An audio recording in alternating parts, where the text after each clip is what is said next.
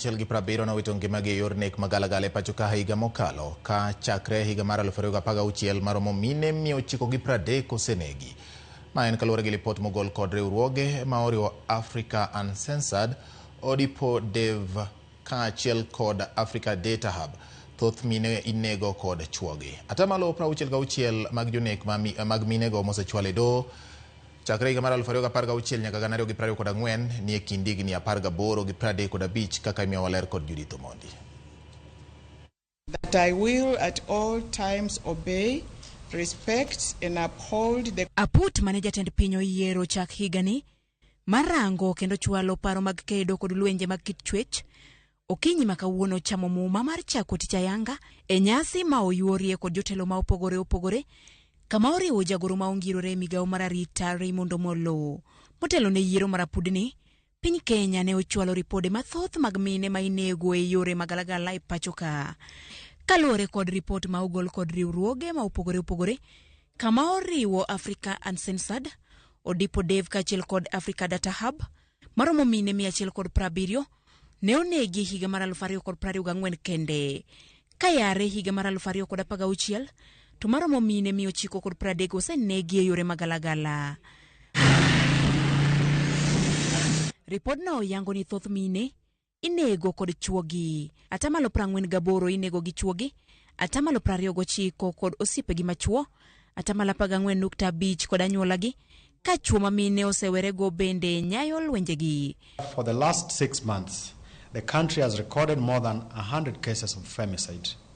And sadly, this month alone, 15 women and girls have lost their lives through GBV.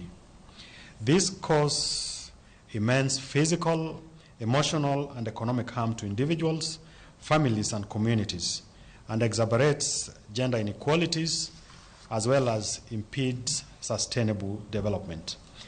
It is a reflection of deep-rooted familial and societal issues which presents a profound threat to our collective pursuit of gender parity, national security, as well as straining our social fabric.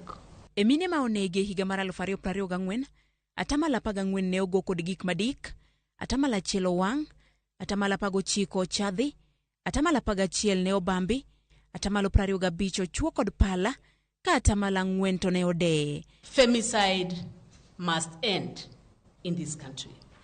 If you look at what has happened in the recent past, it is really horrific. Really horrific. People carrying motionless bodies, mutilated across streets. It is really horrific. And that means this task force has a huge responsibility.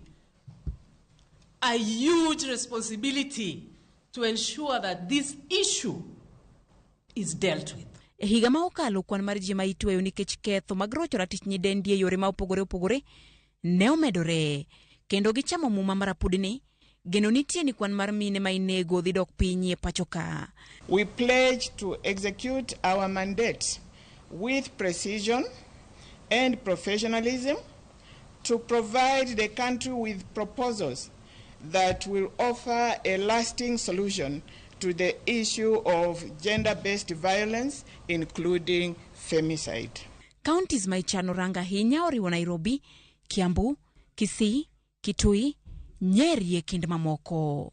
Judith Omondi, Ramogi TV. Wasuru nyako Ramogi, komanda ma